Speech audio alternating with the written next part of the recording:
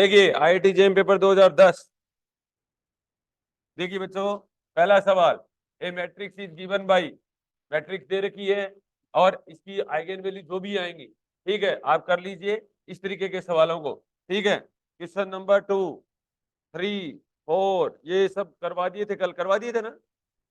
हाँ ये देख लीजिए, अब जैसे थोड़ा सा ये देखो बच्चों, ये कह रहा है कि इस तरीके का ग्राफ दे रखा है, ठीक है, कि फेरोमैग्नेटिक, पैरामैग्नेटिक और ये डायमैग्नेटिक क्या होगा।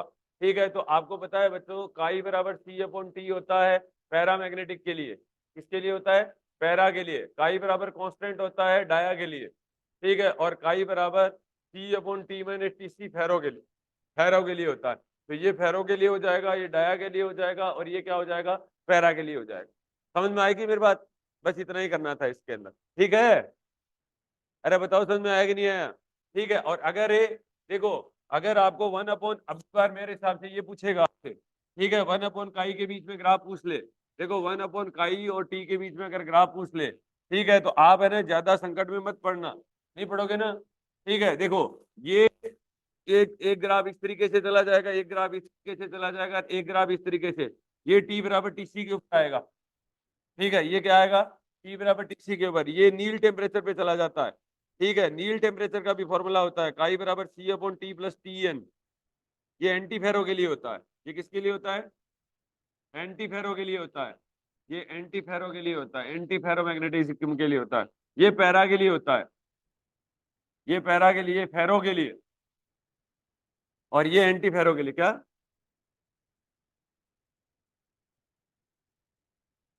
ये समझ गए मेरी बात को? ये फेरो के लिए, ये पैरा के लिए, ये एंटी फेरो के लिए। एंटी फेरो हमेशा यही जाएगा। देखो टी बराबर टी एन करोगे ना तभी जाएगा। समझ गए ना मेरी बात को? टीसी के ऊपर फेरो ही आएगा। अरे बोलो, आगे नहीं समझ में? ये थोड़ा सा ध्यान कर लेना। ठीक है, लिख लेना। ये देखिए बच्चों, ये सवाल कह रहा था equation of surface of revolution, ये इस तरीके से एक सवाल कह रहा है।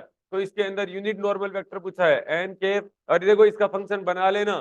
इसका फंक्शन ऐसे बनता है, ये ध्यान रखना, एफ बराबर Z square minus 3/2 x square और माइनस 3/2 इंटू वाई स्क्वायर। ठीक है, और इक्वल टू 0। ये कोई फंक्शन बन जाएगा आपका, बन जाएगा ना। ठीक है, और ये एन के बराबर gradient F upon mod of gradient F और गिवन पॉइंट जो भी है। समझ में आ गया? अरे बोलो यहां तक है। ये देखिए, ये तो बच्चों आपको पहले से ही आता है सवाल, कि एक gas of molecule each having mass M in thermal equilibrium. ठीक है, इस तरीके से है। और आपका यहाँ पर देखिए, बस आपको है ना, एक तो ये देखो, एक है ना स्पीड डिस्ट्रीब्यूशन फॉर्मूला और वेलोसिटी डिस्ट्रीब्यूशन फॉर्मूला वाली चीजें हमेशा याद रखना। ठीक है, रखोगे ना? ठीक है, और उसके अंदर देखो, इसके अंदर वी एक्स स्क्वायर बराबर के बी टी बाई एम होता है। क्या होता है? के बी टी बाई एम होता है। वी एक्स स्क्वायर बराबर वी वाई स्क्वायर बराबर वी जेड स्क्वायर, इसके अंदर वेलोसिटी डिस्ट्रीब्यूशन फॉर्मूला के अंदर, इसके अंदर वेलोसिटी डिस्ट्रीब्यूशन फॉर्मूला के अंदर। और बाकी आपको पता ही है कि एवरेज किसी का भी वी एक्स और वी वाई का एवरेज जो होगा वो वी एक्स और वी वाई के बराबर होगा, जो कि 0 होता है। ठीक है, और एक वो राम वाली बात याद रखना, एक इसकी बात याद रखना, राम वाली बात याद रखना, और एक आर बराबर एन ए के बी याद रखना, एन ए के बी याद रखना। ठीक है, रख लोगे ना? ठीक है, जिससे आर टी बाई एम किस में बदल जाएगा? के टी बाई एम में बदल जाएगा। दैट इज, एक तरीके से ऐसे समझ जाना, के टी बाई एम बराबर आर टी बाई एम होता है, कैपिटल एम होता है, ये ध्यान रखना। के टी बाई एम बराबर capital R T by M होता है। समझ में आ गया ना? वो कैपिटल एम में बदल जाएगा, यही वाला यूज किया है मैंने, आर बराबर रहने के भी यूज किया है। ये लिखते जाओ आप, ठीक है ना? और राम वाली बात याद रखना। किसकी वाली बात याद रखनी है? राम वाली बात याद रख लेना। ठीक है, देखो यहाँ पर ये हो गया राम, ये वेलोसिटी डिस्ट्रीब्यूशन फॉर्मूला, एक स्पीड डिस्ट्रीब्यूशन फॉर्मूला है। समझ में आ गया? तो यहाँ पर देखिए, ये राम, ए, एम, ठीक है, तो मोस्ट प्रोबेबल, एवरेज, और ये अब आप जानते ही हो कि 8 के टी बाई पाई एम होता है एक तो। ठीक है, एक 2 के टी बाई एम होता है। ठीक है, और एक क्या होता है? 3 के टी बाई एम होता है ना? अब इसके अंदर सबसे बड़ा आर वाला होगा। ठीक है, अब देखो इसके अंदर पाई का 3 पॉइंट समथिंग का भाग है, ये 3 है, तो सबसे बड़ा ये हो जाएगा, उसके बाद में ये हो जाएगा और उसके बाद में ये हो जाएगा। ठीक है, तो ये किसके अंदर चला गया, आर में चला जाएगा, ये किसके अंदर चला जाएगा, आर में चला जाएगा, ये एवरेज में चला जाएगा और ये मीन में चला जाएगा, ऐसे ही ना। ठीक है, इस तरीके से चीजों को याद कर लो। ठीक है, और वेलोसिटी डिस्ट्रीब्यूशन फॉर्मूला और स्पीड डिस्ट्रीब्यूशन फॉर्मूला में अंतर तो समझते हो ना। अब देखिए यहाँ पर, ए circular platform is rotating with a uniform speed, angular speed omega anti-clockwise about and passing through its center perpendicular to its plane as shown in the figure. A person of mass m walks radially inward. ठीक है, अब देखो यहाँ पर बच्चों, ये देखिए मैं सवाल कर ही देता हूँ। ठीक है, देख लो ध्यान से बच्चों, magnitude and direction of the Coriolis force, देखिए ध्यान से देख लो बच्चों, F C equal to -2m और ओमेगा क्रॉस वी डे, -2m ओमेगा क्रॉस कितना हो जाएगा, वी डे हो जाएगा, हो जाएगा ना। अब आपको देखो ओमेगा दे रखा है, ये देखो ऐसे ओमेगा घूमने वाली डायरेक्शन है, तो ओमेगा बराबर कितना हो जाएगा, ओमेगा के कैप हो जाएगा। ठीक है, अब ये कह रहा है कि a particle a circular platform, तो ठीक है ऐसे घूम रहा है perpendicular, a person of mass M walks radially inward. ठीक है, रेडियली क्या कर रहा है, इनवर्ड डायरेक्शन में जा रहा है, that is V not equal to minus I cap कह दो चाहे आर कैप कह दो, एक ही बात है। ठीक है, तो यहां से कितना आ जाएगा बच्चों, F equal to -2m omega not V not. ठीक है, अब यहाँ पर देखो, वो रेडियली अगर इनवर्ड चलेगा, सॉरी गलत बोल दिया ना, ठीक है सही तो बोला है,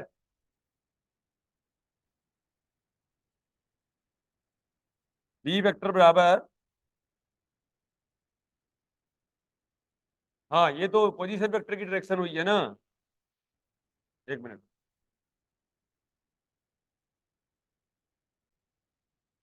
हाँ अब देखो बच्चों, v वेक्टर बराबर v नॉट और इंटू कितना हो जाएगा, माइनस आई कैप हो जाएगा। अब ये देखो, ये हमेशा, ये देखो ये इन द प्लेन होते हैं बच्चों, ये आई कैप होता है, ये जे कैप होता है, ये आउट ऑफ द प्लेन होता है, कईयों की ये भी लोचा रहता है, ये आउट ऑफ द प्लेन होता है, ऐसे लिख लेना, के बाहर की साइड होता है, तो ये इन द प्लेन है, तो ये अंदर की साइड जा रहा है, ये क्या जा रहा है, अंदर की साइड जा रहा है। ठीक है, तो ये हो गया आपका यहाँ पर -2m omega into V not, और ओमेगा क्या हो जाएगा, के केप, और क्रॉस वी कितना हो जाएगा, -आई केप। ठीक है, तो ये आ जाएगा 2m ओमेगा नॉट और इंटू कितना हो जाएगा, वी नॉट प्लस हो ही जाएगा के क्रॉस आई क्या होता है, जे केप हो जाएगा। ठीक है, समझ में आ गया मेरी बात को। ठीक है, तो अगर ये ऐसा चल रहा है तो ये है मेरा राइट साइड, ये है मेरा राइट साइड। ठीक है, तो मैं राइट साइड जा रहा हूँ, towards his right, 2m omega into V, और टुवार्ड्स हिज राइट, राइट की तरफ भागेगा ये। अब देखो एक चीज और है, ठीक है, तो ऑप्शन सी के साथ चले जाएंगे पहली बात तो। अब यहाँ पर देखो 2m ओमेगा वी तो सबके साथ ही है, बस ये राइट और लेफ्ट का ही पूछा है। ठीक है, अब देखो फ्रंट में तो कभी जाएगा ही नहीं, वैसे भी बात देख लो। ठीक है, या तो लेफ्ट जाएगा या राइट जाएगा, तो राइट जाएगा, ये देखो राइट जाएगा, समझ में आ गया। और अगर देखो एक चीज का और ध्यान रख लेना कि अपन जो इंडिया जो आता है वो साउथ पोल में आता है। ठीक है, किसमें आता है, साउथ पोल में, साउथ पोल में कोरियोलिस की वजह से जो भी घटनाएं घटित होती है ना, वो सारी ही राइट साइड में ही होती है, डिस्प्लेसमेंट क्या होता है, राइट साइड में ही होता है, आपको पता है, समझ में आ गया मेरी बात को। हाँ समझ गए ना मेरी बात को। अब इस इन सवालों में कोई दिक्कत तो नहीं होती है ना, पर एक अपन पहले ही कर चुके थे कि भाई को वो सेंट्रीफ्यूगल फोर्स हमेशा आउटवर्ड रहेगा, बाहर की साइड डायरेक्शन रहेगा। और कोरियोलिस फोर्स का इससे पहले भी एक सवाल आया था कि कहाँ पर क्या है, तो कर लोगे ना, अरे यहाँ तक बोल लो तो कुछ से आ गए ना।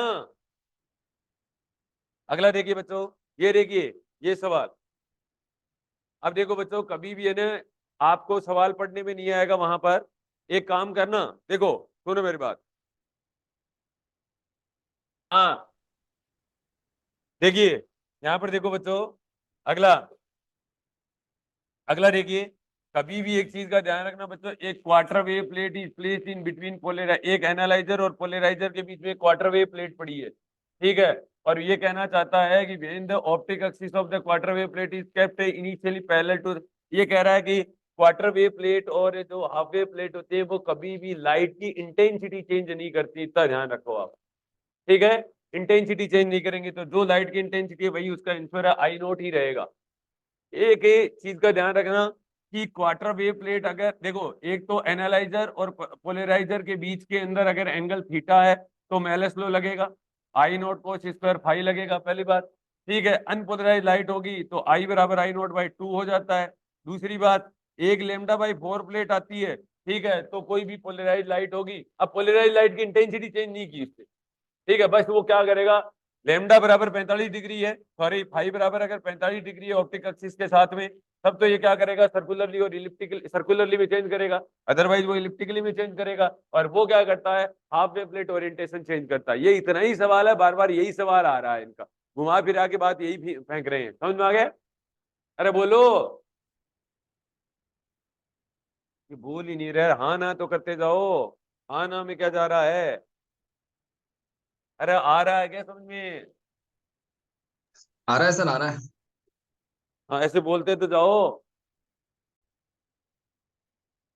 देखिए इस तरीके का जो सवाल आता है ना कहीं आपको यही लोचा करने वाला है। देखिए यहाँ पर आपको सबसे पहले कोलिजन कहेगा, सुन लो पहले बात, इधर इधर पहले कोलिजन कहेगा आपको, ये m1 मास का पार्टिकल है, ये v1 कहेगा, सॉरी u1 कहेगा, एक m2 मास का पार्टिकल है, वो u2 कहेगा। बस दो फॉर्मूले याद कर लो, इनसे तो कभी डरना ही नहीं है। ये m1 कह दो और ये v1 कह दो और ये m2 कह दो और ये क्या कह दो, v2 कह दो। समझ में आ गया? पहली बात, यहाँ पर देखो बच्चों ध्यान से, अब आपको पता है फॉर्मूला पता है ये, लेकिन लेब फ्रेम के अंदर होता है। ये किसके अंदर होता है? लेबोरेटरी फ्रेम के अंदर होता है बच्चों, LAB के अंदर। लेकिन पहले क्या कर देंगे, आजकल सवाल लेब में भी दे देते हैं, फिर सेंट्रो मास में भी पूछ लेते हैं। ये तो चलो ठीक है, नो डाउट सेंट्रो मास में पूछा हुआ है। ठीक है, यहाँ पर देखिए बच्चों, v1 बराबर, आपको मैंने एक ट्रिक बताई थी, m1 minus m2 into u1 divided by m1 plus m2, ठीक है, और प्लस 2m2 u2 और divided by m1 plus m2। ठीक है, एक तो ये था, और एक v2 बराबर क्या आ जाएगा बच्चों, ठीक है, v2 बराबर हो जाएगा m2 माइनस m1 और into u2 divided by m1 plus m2, ठीक है, m1 प्लस m2 और 2m1 u1 divided by m1 plus m2। ये मैंने आपको बताया था ना।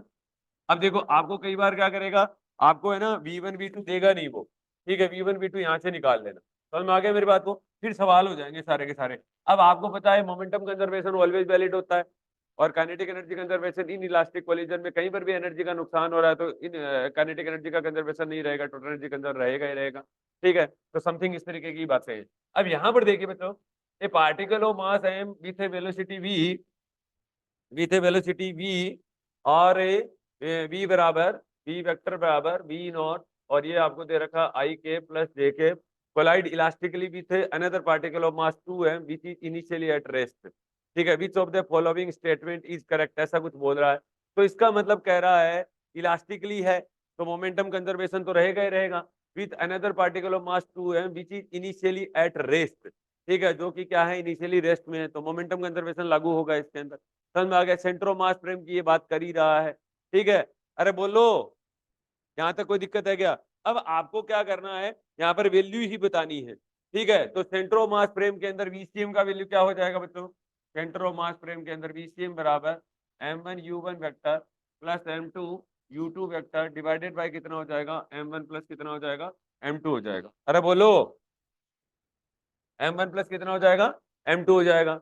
अब यहाँ पर आपको दे रखा है तो इसका मतलब a particle of mass m है और which is moving with velocity, velocity आपको दे रखी है। ठीक है, और a collide elastically with another particle of mass 2m। ठीक है, एक m1 मास का मास m है और m2 मास का कितना है, 2m है, विच इज इनिशियली एट रेस्ट है। ठीक है, विच ऑफ द फॉलोइंग, अब आपको देखो इसका मतलब यहाँ पर देखो, इन इन चीजों से समझने की कोशिश करना, the direction along with the centre of mass, the direction of particle of mass m college centre of mass. इसका मतलब सेंटर ऑफ मास फ्रेम में आपको क्या पूछ रहा है, सवाल पूछ रहा है। समझ में आ गया मेरी बात को? यहाँ पर आपको क्या दे रखा है, u1 का जो वेलोसिटी दे रखा है वो बच्चों v नॉट आई के प्लस है जे के दे रखा है, और u2 का वैल्यू कितना दे रखा है, 0 दे रखा है। अब कई बार क्या करता है बच्चों, वो है ना ये वेलोसिटी निकलवा लेता है, ये निकलवाएगा तो आपको उस फॉर्मूले में चले जाना, v1 और v2 निकलवा लेगा वो। ठीक है, ये अगले ने दे दिया, चलो ठीक है, अच्छी बात है, दे दिया तो u1 का वैल्यू ये हो गया, u2 का वैल्यू 0 हो गया, तो VCM निकल जाएगा, निकल जाएगा, हो गया सवाल। अब बच्चों क्या कह रहा है कि आफ्टर वेलोसिटी क्या होगा? ठीक है, तो v1 डेज देखो, कह रहा है which of the following the direction along with the centre of mass moves along the collision is, ऐसा कुछ पूछ रहा है। अब एक चीज का ध्यान रखना है यहाँ पर, इस तरीके के जो भी सवाल आते हैं, ठीक है, the speed of the particle mass m before collision in centre of mass frame, ठीक है, तो सेंटर ऑफ मास फ्रेम में पूछा है आपको, ठीक है। तो ये देखो बच्चों, v1 डेज कह दो, आपसे v1 कह दो, ठीक है, तो v1 माइनस VCM कह देना, ठीक है, v1 माइनस कितना कह दोगे, VCM कह दोगे, ठीक है। v1 का वैल्यू है ही आपके पास में, बिफोर कोलिजन पूछा है आपसे, आपके आपसे क्या पूछा है, बिफोर कोलिजन पूछा है। एक चीज का ध्यान रखना है, ये बिफोर कोलिजन है क्योंकि आपको वेलोसिटी जो पता है ना वो बिफोर की पता है, ठीक है, बाद की नहीं पता है, बाद की निकालनी पड़ती है। समझ में आ गया मेरी बात को। अब देखो यहाँ पर v2 बराबर v2 माइनस VCM कर देना, या मैं ऐसे नहीं करता हूं, मैं इसको ऐसे करता हूँ, u1 डेज कह देता हूँ, ठीक है, ये ज्यादा अच्छा रहेगा आपके, u1 माइनस UCM कह देता हूँ, या VCM कह देता हूँ, ये तो ठीक है बच्चों। u2 डेज बराबर u2 माइनस VCM कह देना। अब देखो ये तो अगले ने सवाल के अंदर बोल रखा है और अपने कोई दिक्कत वाली बात भी नहीं है, तो हो गया, आगे बात समझे। अब मैं एक और बात बताता हूँ, एक एक्स्ट्रा बात आपको बता रहा हूँ कि बच्चों अगर ये पूछ लेता तो कि आफ्टर कोलिजन बताइए, तो आफ्टर कोलिजन v1 बराबर माइनस VCM ही होगा, इसमें कोई डाउट नहीं है। v2 डेज बराबर कितना होगा, v2 माइनस VCM ही होगा। बट आपको v1 और v2 की वैल्यू निकालनी पड़ेगी। v1 v2 की वैल्यू कहां से निकालोगे, v1 v2 की वैल्यू बच्चों, ये आपके पास u1 रहा, ये आपके पास u2 रहा, v1 v2 की वैल्यू पहले यहां से निकाल ले, समझ गए मेरी बात को, तो आफ्टर कोलिजन भी आ जाएगा, ठीक है। ये अब की बार यहाँ पर बिफोर कोलिजन पूछा है, ठीक है। और अगर आपको 2023-24 के अंदर अगर आपको ये पूछे, ठीक है, तो बच्चों ये कर लेना आप, v1 डेज बराबर v1 माइनस VCM, या v2 डेज बराबर v2 minus VCM, v1 v2 की वैल्यू वहां से निकाल लेना। अब बताओ ये सवाल समझे हो कि नहीं समझे हो, ठीक है। तो आपका आंसर आ जाएगा, सी इज करेक्ट, ठीक है। After collision the speed of the particle with mass 2m in the centre of mass frame is something, कुछ इस तरीके का आंसर आ जाएगा आपका, सी ऑप्शन के साथ चले जाएंगे। After collision the speed of the particle with mass 2m in the centre of mass frame is √2/3 into कितना हो जाएगा, v1 नॉट हो जाएगा। अरे कर लोगे क्या,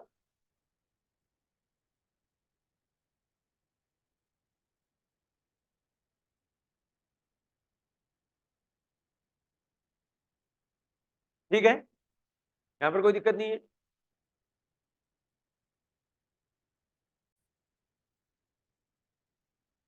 देखो बच्चों सुनो, चलो ठीक है, ये देखो मैं कर ही देता हूँ, अब ये तो चाहते हो मैं कर ही दूं। देखो VCM बराबर हो जाएगा m1v1 और प्लस m2v2 डिवाइड, सॉरी मैं तो देखो ये v1 का चक्कर नहीं पालता हूँ, मैं u1 u2 का पालता हूँ, m2 u2 divided by m1 plus m2, इससे आपको कंफ्यूजन नहीं रहेगा कभी भी। सवाल देखो बच्चों ध्यान से, तो अब आपका आंसर आ गया ये, ठीक है, आंसर आया v0 और i केप और plus j cap divided by 3 आ गया। ये देखो सुनो, और इसने कहा था सेंटर ऑफ मास है ना किस डायरेक्शन में मूव कर रहा है, समझ में आ गया मेरी बात को। तो ये इसका मतलब पहला ऑप्शन तो गलत हो गया, ये पहला ऑप्शन क्या आया आपका, गलत हो गया, ये गलत हो गया। दूसरा, the speed of the particle of mass m before collision in the centre of mass frame is speed of the particle of mass m, तो ये u1 डेज पूछा है आपसे, ठीक है, क्या पूछा है, u1 डेज पूछा है, तो u1 डेज आपके पास में कितना आया, देख लो एक बार बच्चों, u1 डेज इक्वल टू आपका आंसर आया 2/3, सॉरी 2/3 और इंटू v0 और i के प्लस कितना आ जाएगा, j के बार आ, जो कि गलत हो गया, मैग्नीट्यूड लेना है आपको, ठीक है, तो 4/9 आ गया है। अरे समझ में आ गया ना, ठीक है, तो टू ये आ जाएगा, क्या नाम है, 2 इंटू समथिंग VCM आ रहा है, 2 इंटू कितना आ रहा है, VCM आ रहा है ना, अरे 2 इंटू VCM ही तो आ रहा है, ठीक है, और जबकि ये कह रहा है √2 इंटू V आ रहा है, समझ में आ गया। अगली बात, ये देखिए बच्चों ये सही है। अब देखो यहाँ पर 2m वाला का देखो, 2m वाले का जो आंसर आ रहा है वो आ रहा है -v0/3, देखो -v0/3, और ये कितना आ रहा है, i k plus j k आ रहा है, i k प्लस कितना आ रहा है, इसमें मैग्नीट्यूड पूछा है, तो मैग्नीट्यूड सही आ रहा है, √2/3 इंटू v0 ही आ रहा है, ठीक है, तो सही आ गया। The speed of the particle, ठीक है, of mass 2m before collision in the centre of mass frame is root the speed of the particle of the mass 2m before collision in the centre of mass frame is √2v0, नहीं ये है something, ठीक है ना, ये तो दोनों एक ही चीज हैं। The speed of the particle of mass 2m before collision in the centre of mass frame. आ गया क्या समझ में? अब देखो इस सवाल को दोबारा देख लो, सुनो, अब बताओ सबको समझ में आया? देखिए दोबारा देखिए बच्चों, एक बार ये सवाल है ना, बहुत अच्छा सवाल है, ये हर बार आ रहा है इनका। देखिए एक पहले आपको क्या करेगा, देखो इन the centre of mass frame, in the centre of mass frame, centre of mass frame के अंदर कभी भी आप ऐसे कर लिया करो, देखो m1u1 डेज और a plus m2u2 dash equal to m1v1 dash और plus m2 into v2 dash equal to 0 होता है, ये आपको पता है सेंटर ऑफ मास फ्रेम के अंदर होता है, क्योंकि सेंटर ऑफ मास फ्रेम के अंदर अपन खुद वहीं खड़े रहते हैं, ठीक है, वो खड़ी रहती है, एक पार्टिकल ऐसे आता है, एक पार्टिकल ऐसे आता है और अपन खुद खड़े हैं, ठीक है, तो अपने अपने रेस्पेक्टिव वेलोसिटी कितना हो जाएगा, 0 हो जाएगा उसका, समझ में आ गया? अब ये u1 डेज वगैरह वगैरह लाओगे कहाँ से, तो u1 डेज बराबर u1 माइनस VCM होता है, u2 डेज बराबर u2 माइनस VCM होता है, v1 डेज बराबर v1 माइनस VCM होता है और v2 डेज बराबर v2 माइनस VCM होता है। अब बच्चों आप क्या करना है, u1 u2 कहाँ से लाओगे, u1 u2 v1 v2 ये कहाँ से लाओगे आप, ठीक है, ये आपको लेफ्ट फ्रेम से मिलेंगे, ये आपको कहाँ से मिलेंगे, लेफ्ट फ्रेम से मिलेंगे, ठीक है। अब आपको u1 u2 तो दिया हुआ आएगा, v1 v2 आपको वहां से कोलिजन वाले से निकाल लेना, पुट कर देना, आंसर आ जाएंगे। अब बताओ समझ में आया कि नहीं आया? और VCM बराबर कोई दिक्कत वाली बात ही नहीं है, VCM बराबर कोई दिक्कत वाली बात ही नहीं है, m1u1 और plus m2u2 divided by m1 plus m2, ये VCM हो जाएगा आपके पास में। बताओ समझ में आया कि नहीं आया? अरे आया कि नहीं आया? ठीक है, ये कर लो बच्चों, अच्छे से कर लिया, सबके दिमाग में आ गया, कोई सवाल ये मत गलत कराना। और एक वो 2D वाला पूछ ही रहा है, तो इसके अंदर तो एक्स एक्सिस के अंदर क्या पूछ करवा दो, क्या नाम है, मोमेंटम कंजर्वेशन करा दो, और वाई एक्सिस के अंदर मोमेंटम कंजर्वेशन, एक्स एक्सिस में एनर्जी कंजर्वेशन लगा दो और वाई एक्सिस में एनर्जी कंजर्वेशन लगा दो। अरे कर दोगे क्या? ठीक है, चले आगे।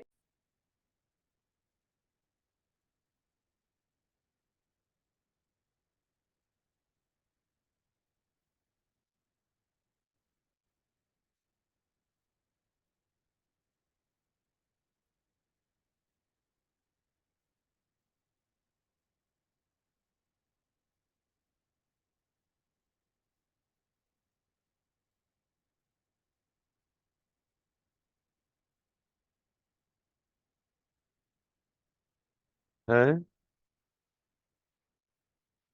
ये लिख लिया गया? तो बच्चों ये u1 u2 v1 v2 कहां से निकालोगे, लेफ्ट फ्रेम से।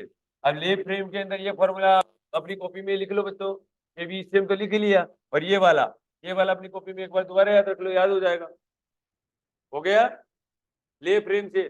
अब ये एक सवाल अच्छा मेरे को याद नहीं है, उन्होंने क्या कहा था बताया, कि ये कुछ वेलोसिटी दे दिया था u1 u2, ठीक है, आफ्टर आपको यहाँ पर बिफोर कोलिजन पूछा है, तो u1 डेज और u2 डेज पूछे, ठीक है, आफ्टर कोलिजन पूछा तो v1 डेज v2 डेज निकाल देते, मोमेंटम कंजर्वेशन ऑलवेज लागू रहता ही है। हाँ, कर लोगे ना? अब इस सवाल दोबारा पढ़ा देता हूँ एक बार, ठीक है। A trapped air bubble of volume V naught is release from a depth h, इसी डेप्थ h के ऊपर क्या बता रहा है, इसी डेप्थ h के ऊपर क्या बता रहा है कि measured from the water surface in the a large water tank the volume of the bubble grow to the volume of the volume 2v naught, ठीक है, तो पहले 2v नॉट है volume, it reach just below the surface, the temperature of the water and the pressure above the surface of, above the surface भी दे दिया आपको, ठीक है, remain constant throughout the process, ठीक है, रिमेन कांस्टेंट बताया है, इसका मतलब टेम्परेचर कांस्टेंट है, ठीक है, if the density of the water is something कुछ दे रखा है, तो ये देखो लग गया पीवी बराबर constant P naught plus rho G H into V naught बराबर P naught into two V H का वैल्यू निकाला है आपको, पी नॉट एटमॉस्फेरिक प्रेशर है, ठीक है बच्चों, हो गया। अगला सवाल देखिए,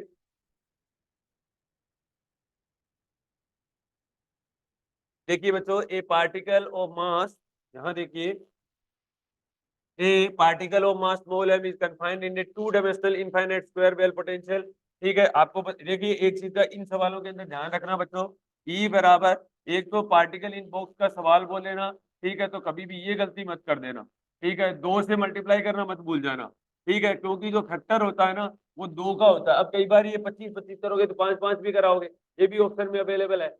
ठीक है, तो इसका फैक्टर ये बना लो पहले तो। ठीक है, ये वाला पाई square H cut square divided by 2 square जरूर बनाना। ठीक है, बनाने के बाद में दिख गया 5 से 5 हो जाएगा, 7 1 हो जाएगा, 1 7 हो जाएगा, तो ट्रिपली डी जनरेट हो जाएगा। समझ में आ गया? ठीक है, अगला सवाल देखिए बच्चों, 4a wave in a medium angular frequency omega wave number के आर रिलेटेड बाई, ये तो पता ही है बच्चों, vg और vp बराबर कितना हो जाएगा, सी स्क्वायर के बराबर आ जाएगा। ठीक है, तो vg बराबर डी डब्ल्यू अपॉन डी के, ठीक है, और vp बराबर डब्ल्यू अपॉन के, vp बराबर कितना हो जाएगा, डब्ल्यू अपॉन के, तो vg vp सी स्क्वायर के बराबर आ रहा है।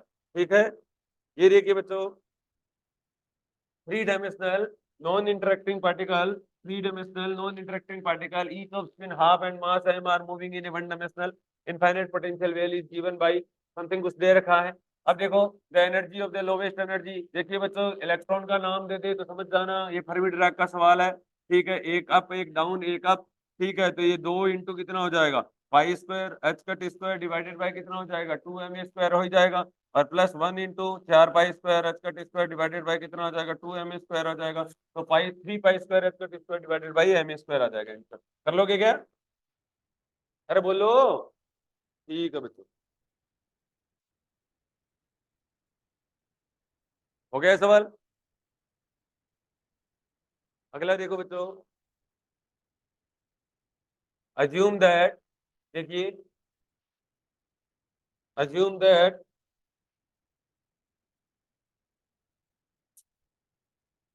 assume that z बराबर 0 plane is the interface between the two linear and homogeneous। देखिए यहाँ पर सुनो बच्चों, यहाँ पर देखिए सवाल, देखिए ये इस तरीके का सवाल दे रखा है, ये देखो एप्सिलॉन r1 दे रखा है और ये एप्सिलॉन r2 दे रखा है। अब ये देखो इन सवालों के अंदर ज्यादा है ना लोचन में पढ़ना मत, ये बहुत सिंपल सवाल होते हैं, टेन थीटा ऐसे तो नहीं हो कर करके देख रहे हो, कुछ नहीं है, इंटरफेस पे तो कुछ चेंज होना ही नहीं है, इंटरफेस पे तो कुछ चेंज होना ही नहीं है। क्यों क्यों नहीं होना है? क्योंकि डी अबव पैरेलल बराबर डी बिलो पैरेलल। ठीक है, और इसने कोई चार्ज दे नहीं रखा, d above parallel equal to d below parallel. ठीक है, तो इंटरफेस के लिए ये इलेक्ट्रिक फील्ड जो होगा वो वही होगा, तो इसका मतलब जेड इज ग्रेटर देन 0 का दे रखा है, तो इसका मतलब E2 जो नीचे आएगा वो भी यही रहेगा, 3i के माइनस 5j के वजह चेंज ही नहीं हो रहा है। तो अरे बोलो, अब आपका चेंज क्या होना है, ये वाला परपेंडिकुलर कंपोनेंट चेंज होना है। तो परपेंडिकुलर कंपोनेंट कितना दे रखा है, 5 दे रखा है, सॉरी परमिटिविटी कितना दे रखा है, 5 दे रखा है। ठीक है, ये तो, और वो कितना दे रखा है, 4 दे रखा है। ठीक है, वो 4 दे रखा है, इक्वल टू कितना हो जाएगा, E2, और इंटू कितना हो जाएगा, 4 ही हो जाएगा। अरे 4 हो जाएगा ना भाई, देखो एप्सिलॉन इंटू E1, ऊपर E1 है क्या, equal to epsilon into E2, ये आएगा, क्योंकि there is no free charge on the interface, interface पे तो कोई चार्जेस है ही नहीं, तो epsilon epsilon naught into epsilon R1 into E1, और ई जेड कंपोनेंट ये epsilon naught into epsilon R2 into E2, ये जेड कंपोनेंट है, ये जेड कंपोनेंट है बच्चों। ठीक है, आपको जेड कंपोनेंट तो पता करना है, एप्सिलॉन R1 कितना हो गया, 5 बोल रखा है, E2 कितना है, 4 बोल रखा है, के केप तो हो ही गया, के केप में कोई दिक्कत नहीं है। ठीक है, एप्सिलॉन R2 कितना हो गया, कितना दे रखा है, 4 दे रखा है, और ये कितना हो जाएगा, E2 हो जाएगा, ई जेड मान लो चाहे। ठीक है, तो 5 आ जाएगा। ठीक है, इसके साथ में एक और आ जाएगा, +5 आ जाएगा, +5 के ये बदल गया आपका। ठीक है, बस इतना ही सवाल करना है बच्चों। एक इसकी वो ध्यान रखना, इंटरफेस पे चार्जेस हैं या नहीं है, क्या है क्या नहीं है। निशा दीदी किससे बात कर रहे हो आप, इधर देख ले देवी, नहीं कोई पड़ोसी एविन भी बिठा ले सर, तू भी देख ले पेपर हैं। हाँ, 3i माइनस 5j और प्लस कितना हो जाएगा, 5k, तो डी ऑप्शन हो जाएगा। ठीक है भाई, आपको सीधे सवाल मिलने वाले हैं, सीधे डायरेक्ट सवाल मिलेंगे, कोई चेंजेस नहीं मिलेगा अगर आप पेपर सही से देख के जा रहे हो तो। अगला देखिए बच्चों, ये अपन बहुत बार सवाल कर चुके हैं, इसको सवाल को मैं करवाने के ज्यादा मूड में नहीं हूँ। ठीक है, ये तो सिंपल सवाल है, सब्जेक्टिव टाइप सवाल है भाई, ये मैक्सिमा मिनिमा का सवाल है, फर्स्ट डेरिवेटिव इक्वल टू 0 करो। ठीक है, और डबल डेरिवेटिव चेक करो, और एफ का वैल्यू निकालो, इक्विलिब्रियम का ध्यान रखो, वही सब चीजें हैं। ठीक है, कर लोगे ना? देखो इसके अंदर एफ बराबर 0 कर दो, एफ बराबर minus del b upon delta x बराबर 0 कर दो। ठीक है, सुनिए मेरी बात, एफ बराबर minus del b upon delta x बराबर 0 कर दो। ठीक है, मैक्सिमा मिनिमा के लिए डबल डेरिवेटिव का वैल्यू क्या होता है मैक्सिमा के लिए? अरे बोलो, पोटेंशियल एनर्जी मिनिमम होते हैं पॉजिटिव ना, या मैक्सिमा के लिए हो जाएगा और मिनिमा के लिए क्या हो जाएगा, लेस देन हो जाएगा। बस इतना से सवाल है, ग्राफ ग्राफ से चेक कर लेना, इक्विलिब्रियम से चेक कर लेना, सवाल गलत मत कराना, ध्यान रखना। समझ में आ गया? अरे कर लोगे क्या?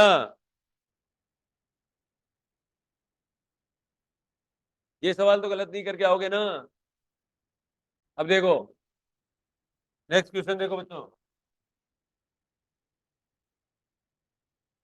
ए vector field is given by, देखो ध्यान से, इस सवाल के अंदर अगर आपको नहीं पढ़ना है तो ऐसे सवाल को स्ट्रक्चर देके वहां गलत मत कराना। देखो बच्चों, 2 ही मिनट, 1 ही मिनट का सवाल है, ध्यान से देखिए। कह रहा है कि एफ ए, देखो इस रीजन के अंदर उसने कुछ बताया है, ये वाला रीजन कुछ बताया है, ये वाला रीजन के लिए कुछ बताया है, ये रहा, ये ऊपर वाले अंदर वाले रीजन के लिए, बाहर वाले रीजन के लिए।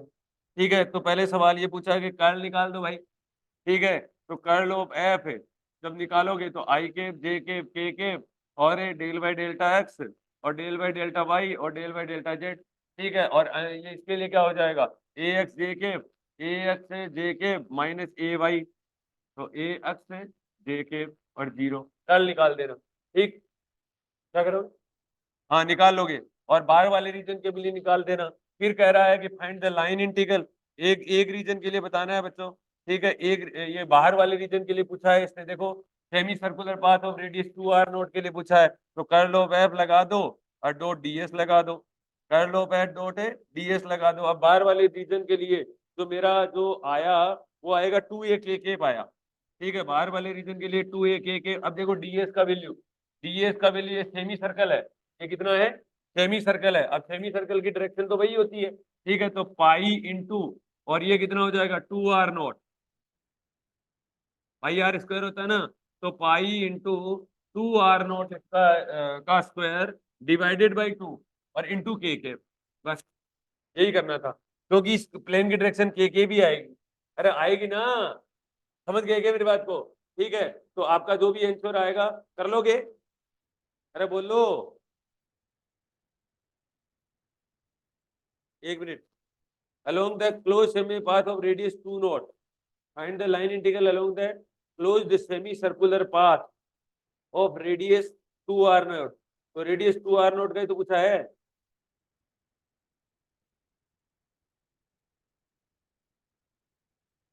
कल का भी 0 कहाँ आ रहा है? अच्छा, ओके, ठीक है ठीक है ठीक है ठीक है ठीक है, हाँ हाँ हाँ, अच्छा ठीक है, समझ गया मैं। हाँ देखिए यहाँ पर, तो देखो बच्चों, यहाँ पर एक चीज है, रीजन फर्स्ट के लिए जो कर्ल ऑफ एफ आ रहा है ना, वो आ रहा है, रीजन फर्स्ट के लिए जो कर्ल आ रहा है 2a के आ रहा है, और रीजन सेकंड के लिए कर्ल ऑफ एफ जो आ रहा है वो 0 आ रहा है। ठीक है, और इसने पूछा है कि 2r नोट तक निकालो। ठीक है, इसका मतलब क्लोज तो इसने इसी को ही किया ना, अरे समझ गए ना? ठीक है, तो आपको क्या करना है, पहले वाले का ही लिखना है, सॉरी भाई, p into r naught square, ठीक है, और इंटू के है क्या, तो मैं समझ गया ना। ठीक है, तो भाई दूसरे वाले का कर्ल तो 0 आ रहा है, पहले वाले का लिखना है। ये अच्छा सवाल है, ये इस तरीके का सवाल आते हैं, ध्यान रखना। Pi into r naught square divided by कितना आ जाएगा 2, जो भी आएगा आंसर कर लेना। ठीक है ना, ये ध्यान रखना, ये अच्छा सवाल है।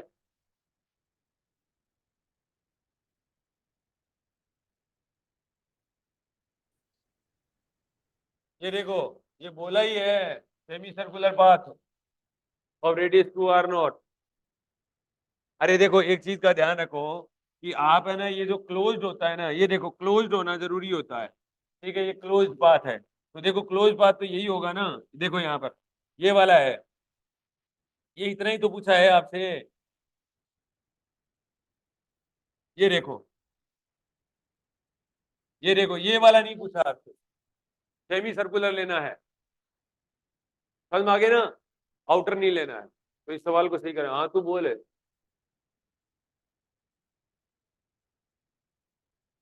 हाँ, तो बड़े वाले का पूरा आ गया ना उसके अंदर है।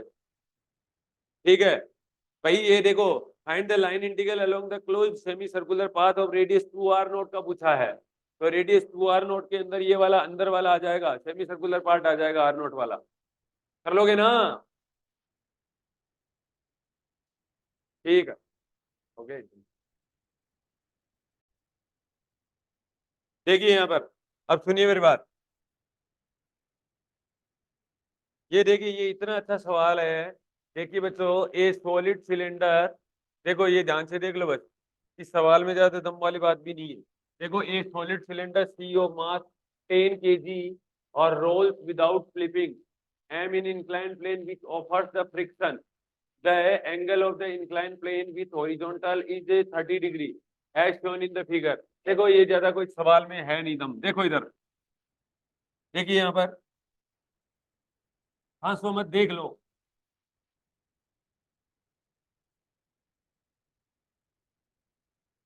देखो बच्चों, ये वाला है, ये वाला पार्ट है।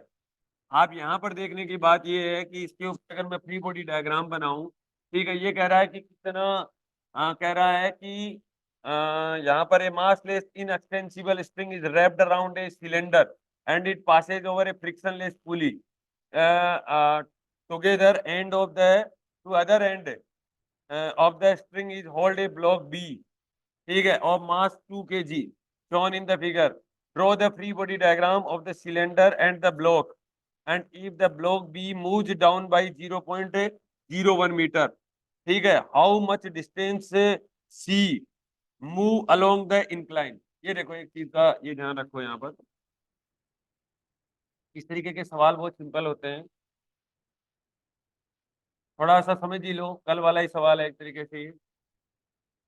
देखो मैंने यहाँ पर, यानी मैंने ये वाला है, और ये एक रस्सी है, और ये पुली है, और इससे ये ब्लॉक है।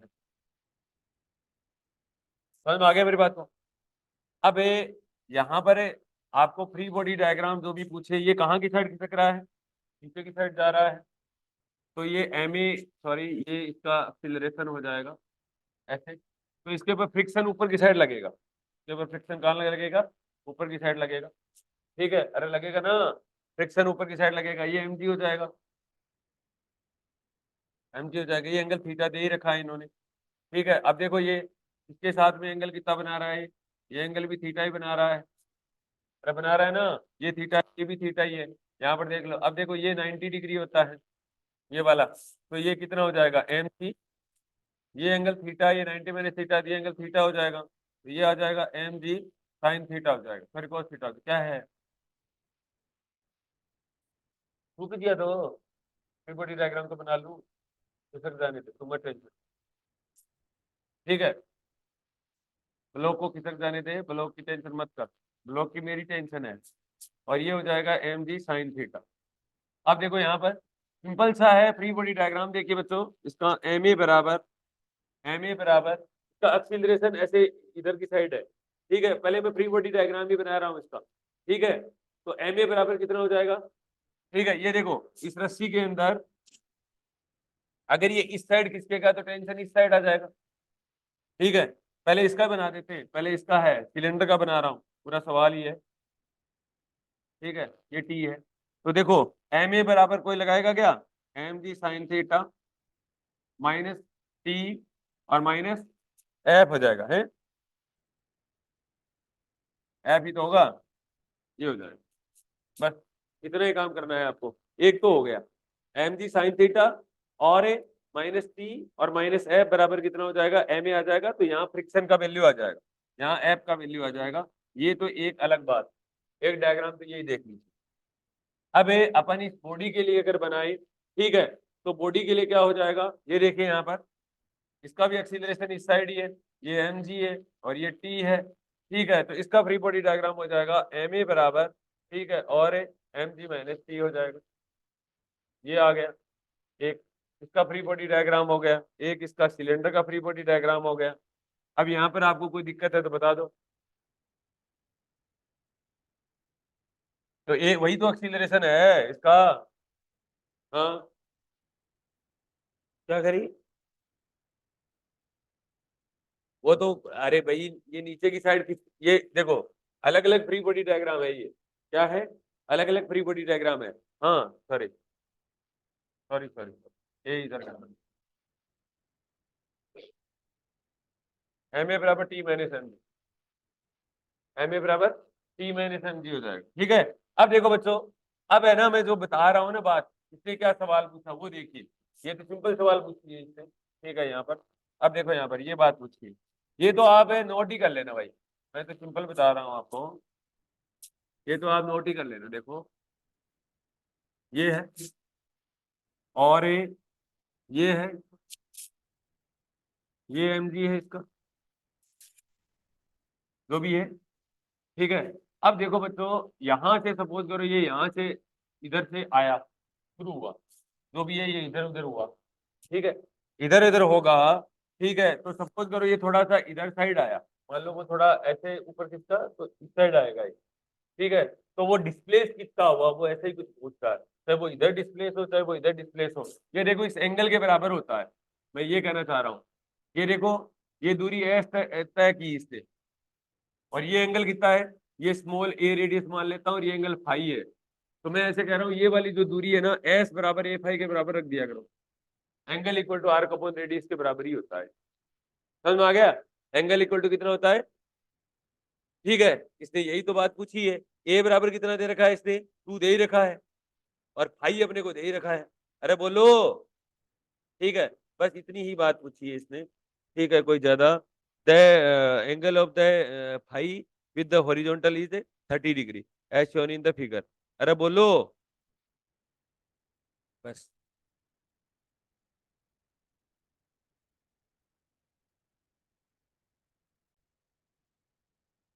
देखिए एस बराबर ए कोस फाई, अब कह रहा है बच्चों ये जो ब्लॉक है ये इसने कितना मूव किया, 0.01, ये 0.01 मीटर आया। ए आपको रेडियस दे रखी है, कितनी दे रखी है, अरे रेडियस कितनी दे रखी है, 2 है, मास 2 kg दे रखा है ना,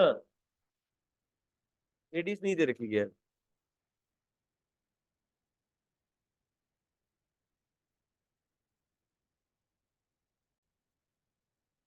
अब देखो इसके अंदर जो काम के, चलो ठीक है ये छोड़ो सब बातें। ठीक है, आपको जो सवाल समझने वाली बात है ना, 2-3 है, आपको ये सब चीजें आपको आनी चाहिए, बस बात इसी है। देखो इधर ये सवाल अपने को एक बहाना मिल गया कि इस तरीके के सवाल कैसे करें, वो देख लो आप, कि जैसे सपोज करो कुछ और दे दे तो वो भी कर देना। जैसे मान लो कोई एक सिलेंडर है या कोई एक है, इधर देख, ये बॉडी है और ये नीचे गिर रही है, ये एम जी हो जाएगा। इधर देख लो पहले, ये एम जी हो जाएगा, ये एंगल थीटा हो जाएगा, तो ये एंगल कितना हो जाएगा, ये एंगल भी थीटा ही होगा। ठीक है, ये एंगल थीटा हो जाएगा तो ये एंगल कितना हो जाएगा, ये एंगल भी थीटा ही हो जाएगा, तो ये एम जी साइन थीटा हो जाएगा ना, एम जी साइन थीटा हो जाएगा। पहली बात तो, अब ये वाला कितना हो जाएगा, एम ए हो जाएगा, ये एक्सीलरेशन है तो ये एम जी साइन थीटा हो जाएगा। ठीक है, ये एम ए एक्सीलरेशन जो भी है इधर साइड हो रहा है तो, ठीक है, ये फ्रिक्शन फोर्स लगेगा एफ बराबर। ठीक है, तो अब आपको करना है एक चीज तो ये ध्यान, ठीक है, आप भी देख लो दीदी। ठीक है, हाँ, अब ये देखो ये है आपका रिएक्शन फोर्स है, आर बराबर। ठीक है, रिएक्शन यही तो हो जाएगा। अब एफ बराबर क्या होता है, एफ बराबर म्यू इंटू आर होता है ना, और आर बराबर कितना हो जाएगा, म्यू एम जी, हाँ एम जी कोस थीटा,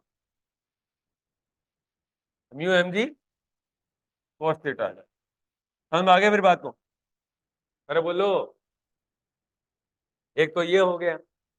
अब यहां पर देखो, अब अगर मैं इसका फ्री बॉडी डायग्राम बनाऊं तो एफ बराबर एम ए इक्वल टू ये कितना हो जाएगा, एम जी साइन थीटा। अरे बोलो, एम जी साइन थीटा, और माइनस क्या हो जाएगा, फ्रिक्शन फोर्स, और ये टेंशन भी लग रहा है, ये रस्सी भी दे रखी है इसने। ठीक है, तो ये रस्सी भी दे रखी है तो माइनस टी हो रहा है। समझ में आ गया, एफ का वैल्यू आप निकाल लेना अगर पूछे तो, एफ बराबर समथिंग कुछ इस तरीके से। ठीक है, ऐसे नहीं हो कि कंपोनेंट ले लो, कंपोनेंट कंपोनेंट मत ले लेना। ठीक है, एक तो ये हो गया। अब ये ब्लॉक का और देख लो चक्कर, ये ब्लॉक का है तो ये टेंशन लग रहा है, ये ए लग रहा है, ये mg लग रहा है, तो इस तरीके की चीजें ध्यान रख लेना। तो T माइनस mg बराबर ma हो जाएगा, एक ये हो जाएगा। अब देखो यहाँ पर एक चीज और देख लो, ये इतनी बात बताई, बाकी ये इंक्लाइन इंक्लाइन प्लेन वाली चीजें देख लेना, कोई दिक्कत वाली बात है नहीं। अब एक यहाँ इस सवाल का मुद्दा यही था, इस सवाल का मुद्दा इतना ही था, देखो अगर आपको है ना वो काइनेटिक एनर्जी वगैरह वगैरह पूछ लेना तो भी कर सकते हो आप। ठीक है, अब जैसे सपोज करो ये वाला बॉडी है और ये यहाँ तक आया, तो यहाँ उतनी ही दूर तक आएगा ये। देखो यहाँ पर ये mg है, ठीक है, ये जितना देखो ये वाला एंगल चेंज होगा इसका, ये वाला, ये वाला एंगल चेंज होगा, ये फाई मान लो। ठीक है, और ये देखो ये वाला, ये जो एस होता है ना, ये इसके एंगल के बराबर होता है, एस बराबर ए फाई के बराबर होता है। एस बराबर किसके बराबर होता है? ए फाई के बराबर होता है। समझ में आ गया मेरी बात को? बस आपको इतना ही करना है। अब सपोज करो यहाँ पर देखिए, ये वाली सीधी जो डिस्टेंस है ना, ये देखो यहाँ पर एस बराबर ए फाई हो गया।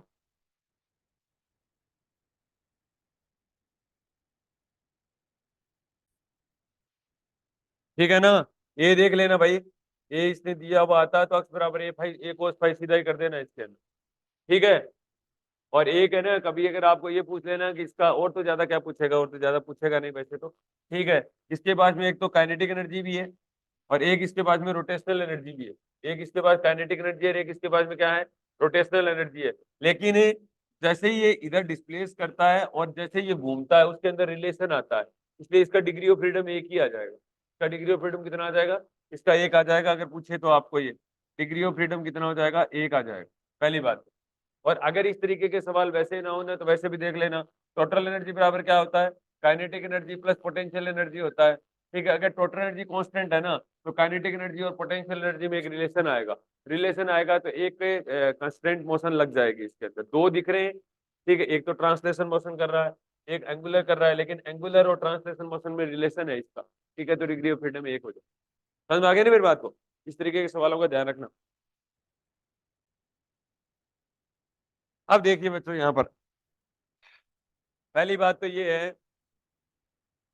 कि ये फोटोन ऑफ इनिशियल मास, अब देखो ये इतना प्यारा सवाल है जिसकी कोई लिमिट नहीं है। देखो अब की बार ये पूछ सकता है आपसे, तो मुझे तो ऐसा लगता है ये चीज याद रख लो आप। ठीक है, ये चीज याद रख लो, ये सवाल पूछ सकता है आपसे। ठीक है, तो ये याद रखना है कि इस तरीके का अगर कोई सवाल आ जाए तो देखो ये वहीं से ही डेराइव हुआ है सवाल। अब देखो सवाल पढ़ लो।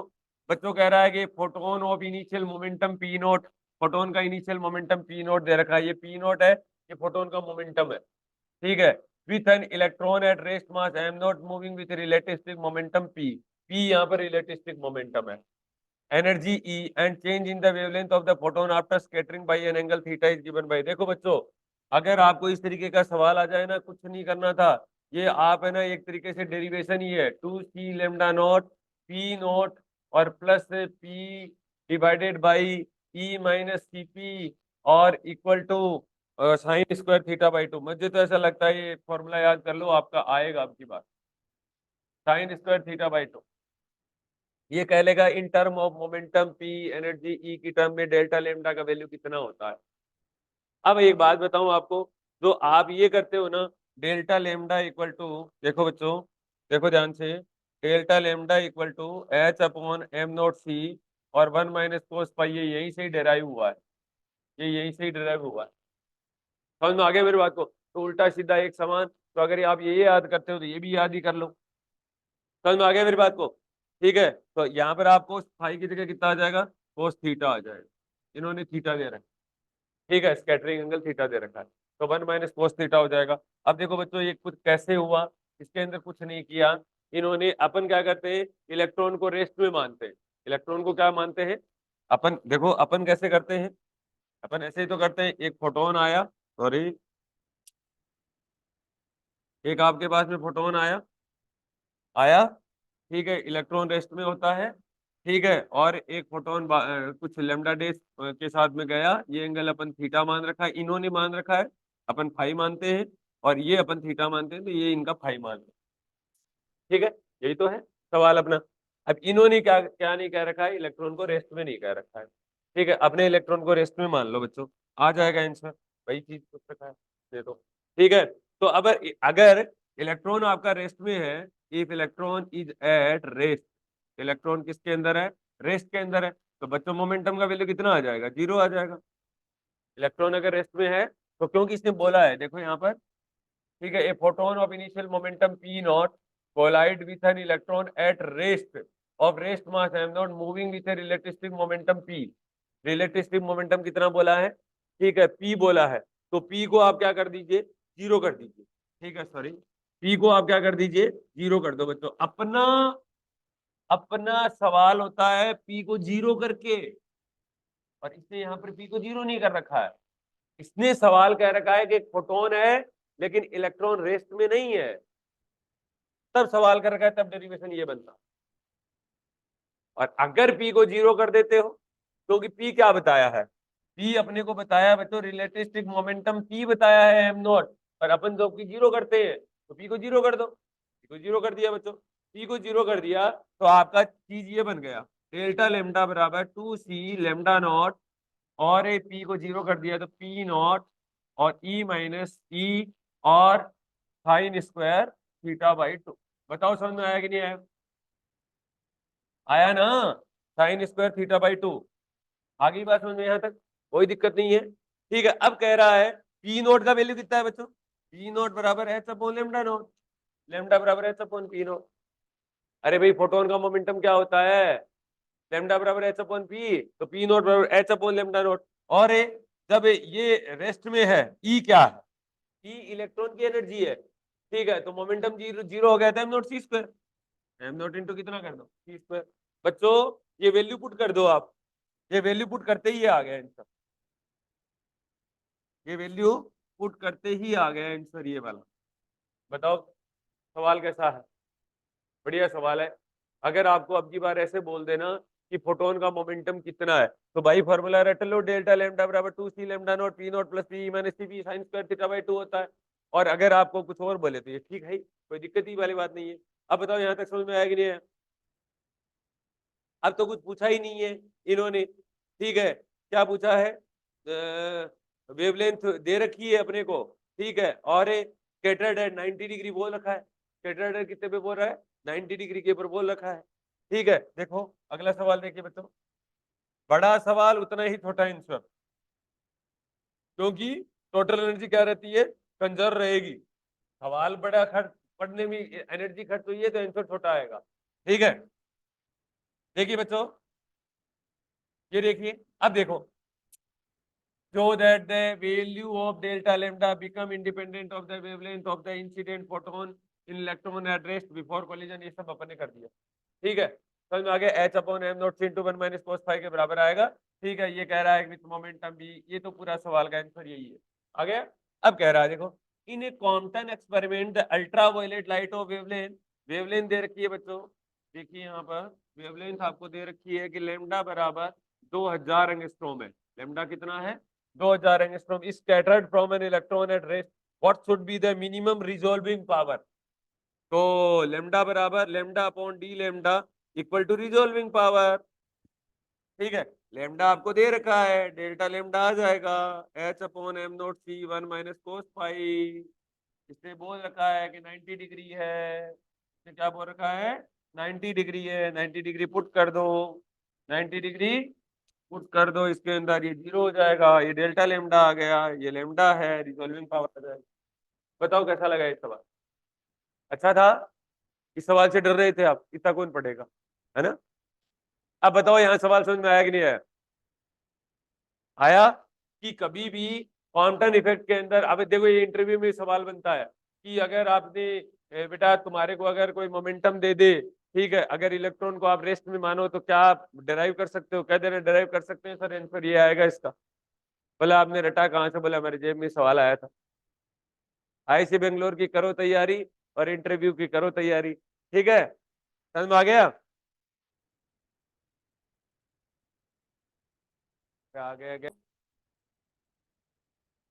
देखिए यहाँ पर अगला सवाल, ये देखिए, ये मेरा करवाया हुआ सवाल है कॉपी के अंदर, ये कोई करवाने की जरूरत है कि किसी को, करवाने की जरूरत है क्या, बता दो अभी भी।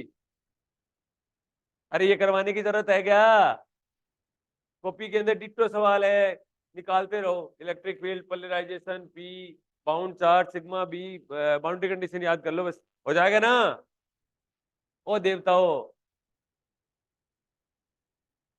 अगला देखिए, ये सवाल कॉपी में करवाया हुआ है, बता दो अगर कोई दिक्कत है तो। देखो यहाँ पर ये थोड़ा सा बता देता हूँ आपको, इस सवाल को समझ में नहीं आया तो देखो यहाँ पर ये कह रहा है कि देखिए एक ही मिनट में बता देता हूँ, कुछ ज्यादा मिनट नहीं लेता हूँ। ए क्या कह रहा है, लेंथ कितनी कह रहा है, A and B proper length बोल रहा है 50 मीटर, 50 मीटर बोल रहा है। ए स्पीड 0.83 से है, ये 0.63 से है, इन द सेम डायरेक्शन। और ये find the time taken by the spaceship A to completely overtake the spaceship B the black in the line with the front edge seen by the observer S. Observer S है, ठीक है। तो ये क्या करेगा, ये समय लगाएगा, ठीक है। पहले तो क्या कर लो, यू एक्स डेस निकाल लेना, इसी के ऊपर वेट की, u x minus v one minus u x v upon c square, ये रिलेटिव वेलोसिटी निकाल लेना। रिलेटिव वेलोसिटी निकाल लोगे, पहली बात तो। अब कह रहा है फाइंड द टाइम टेकन, रुक जाओ तो क्या है, ठीक है ना, इससे निकाल लेना, ये ठीक है। अब बड़े वाले को रहने दो, कोई बात नहीं, बड़े वाला फॉर्मूला लगाओ तो बड़े वाला भी लगा देना, ठीक है। समझ में आ गया। अब देखो बच्चों, ज्यादा वहां पर अपने वो नहीं करने, एक्सपेरिमेंट नहीं करने पेपर के दौरान, ये चीज का ध्यान रखना। ये जब आसानी से हो रहा है तो बड़े वाला फॉर्मूला जरूरत ही नहीं है, पता नहीं कोई फाइव वाई थीटा भूल जाओगे तो वैसे ही गोड़ो, ठीक है। समझ में आ गया मेरी बात को। Find the time taken by the spaceship A to completely, अब ये देखो एस कह रहा है तो इसका मतलब एल नोट है, और अंडरूट ऑफ वन माइनस क्या लगाओगे, 0.8 का होल स्क्वायर लगाओगे, लेकिन रिलेटिव वेलोसिटी मत लगा देना, ये ध्यान रखना, क्योंकि एस द्वारा पूछा है यहाँ पर। क्या पूछा है, एस द्वारा ही पूछा है, अलग अलग सेपरेट सेपरेट आएगा। और एल नोट है, और अंडरूट ऑफ है 1 - 0.6 का होल स्क्वायर, ये तो टोटल लेंथ आ जाएगी आप, ठीक है। और टाइम बराबर L upon relative velocity, U X dash बराबर, एक बात तो यही होगी। अब ये दूसरा यहाँ पर क्या कह रहा है, find the time taken by the spaceship A to complete your spaceship B है seen by in the spaceship B. तो स्पेसशिप बी वाला क्या हो जाएगा, खुद क्या हो जाएगा, ठीक है, खुद तो रेस्ट में आ जाएगा। तो इसका हो जाएगा, पहले एल एक्स डेस निकाल लेता हूँ, दूरी निकाल लेता हूँ। तो इसकी तो खुद अरे रुक जे, मेरे को आता है कि मेरे को बावड़ा समझ रखी है। हाँ, 50 आ जाएगा, प्लस 50 इंटू 1 - अब रिलेटिव वेलोसिटी आएगा, अब क्या आ जाएगा, u x d square upon c square आएगा, ये ध्यान रखना। समझ में आ गया, ये इंपॉर्टेंट बात थी इसके अंदर, ठीक है। अब इसकी सेपरेट वेलोसिटी नहीं आएगी इसके ऊपर चढ़ने के बाद में, ठीक है, और डिवाइडेड बाई रिलेटिव वेलोसिटी जो भी। समझ में आ गया, टाइम निकाला तो, ठीक है। ये सवाल अच्छा था।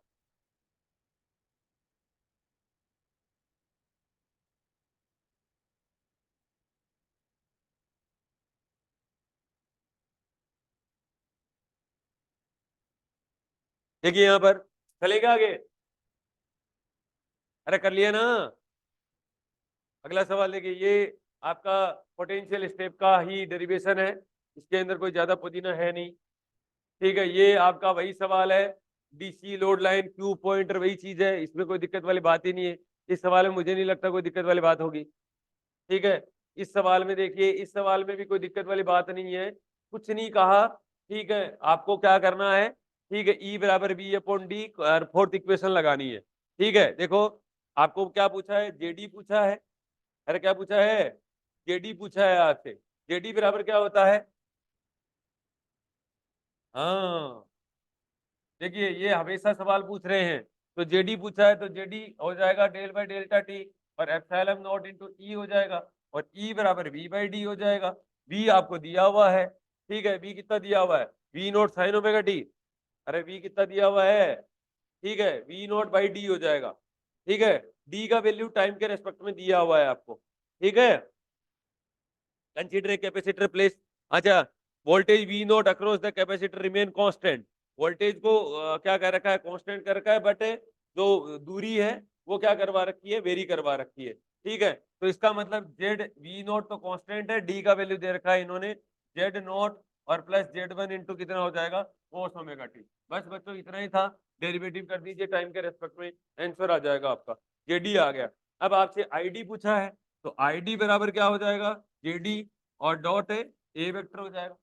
ठीक है, तो एरिया कितना हो जाएगा, ये एरिया आधा हो जाएगा, पाई आर स्क्वायर डिवाइडेड बाई 2 हो जाएगा। अरे हो जाएगा ना, अरे बोल दो।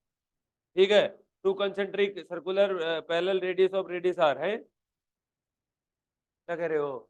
तो ये कितना हो जाएगा, JD इंटू और पाई आर स्क्वायर डिवाइडेड बाई कितना हो जाएगा, 2 हो जाएगा। हो जाएगा, ठीक है, एक बात ये हो जाएगी।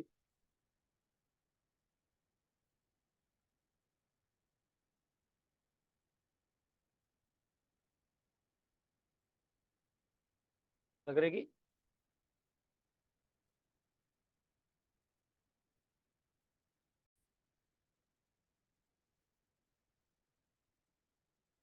पाई आर स्क्वायर बाई 4 कर देता हूँ, आर बराबर आर बाई 2 कर देता हूँ ऐसे। ठीक है, ये तो समझ में आ गया ना आर बाई 2 क्यों लिया है। ठीक है, क्या कह रहे हो,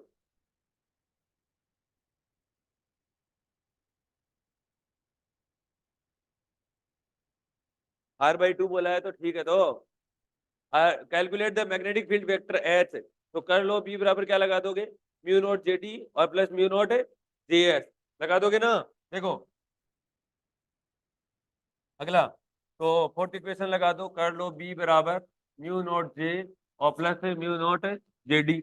अब आपको फ्री कंडक्शन करंट तो जीरो दे रखी है, दे ही नहीं रखा है, कोई चर्चा ही नहीं कर रखी इसने, तो ये तो रहने दो। और इसको क्या लगा दो, स्टोक्स थ्योरम लगा दो, b dot d l equal to mu naught जेडी हो जाएगा।